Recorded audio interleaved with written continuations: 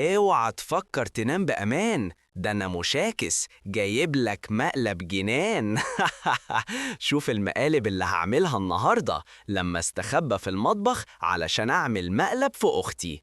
أنا جعانة قوي لما أدخل المطبخ علشان أجهز الفطار. بخ. عملت فيكي مقلب يا ميمي، ايه رايك؟ يا نهار أبيض، أنت يا مشاكس. ليه كده بس يا مشاكس؟ أنت مش هتبطل مقالب. اعمل مقلب في مين تاني؟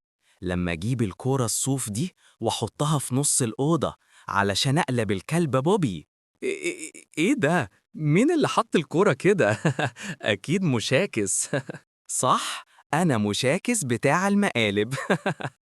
كده بقى ناقص نعمل مقلب في بابا. احط الفار اللعبة في جزمته واشوف هيعمل ايه وهو بيلبسها الصبح. اتسحب من الأوضة براحة علشان ما يشوفنيش. أكيد ده مشاكس، أنت مش هتسيب حد في حاله. ده أنا مشاكس بتاع المقالب.